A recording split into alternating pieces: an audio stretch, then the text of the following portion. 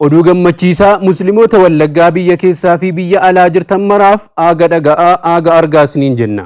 Akkuma beekamu nuti ummanni musliimoota Wallaggaa ummata baay'inaa fi beekumsa akkasumas daa'ii beektotaa fi aalimoota hedduu of keessaa qabu ta'uu isaa waliin ummata bara addunyaan tokkoomte kana keessatti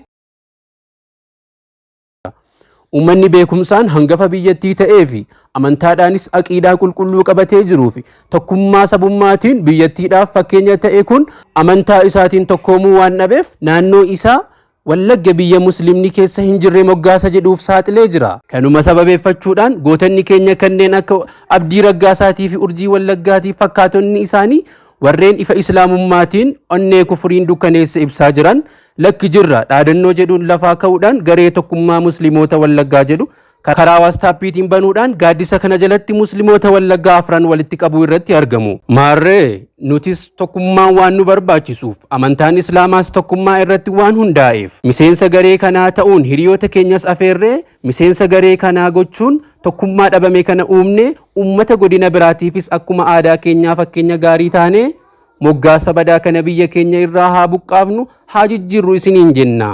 Hubachiisa tokkummaa musliimoota Wallaggaa yeroo jennu tokkummaa musliimotaa qofa irratti kan xiyyeeffate ta'uu isaa waliin amantaa namoota biroo tuquu irraa bilisa. Dabalataanis Wallagga yeroo jennu Wallagga afran kan walitti hammate ta'uu isaa isin beeksifna. Sagalee keenya kana copy link share repost gochuudhaan ummata musliimoota Wallaggaa biyya keessaa fi biyya alaa jiran hundumaan nuuf ga'a. Akkaawuntii keenya kanas follow fi like gochuudhaan miseensa keenya ta'a.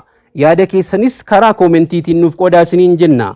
Waan nu faana turtaniif galanni keessan tokkummaa keenya haa ta'u isiniin jenna.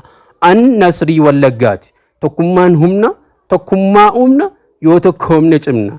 Eyyen Wallagga biyya muslimaati, nutis musliimoota Wallaggaati.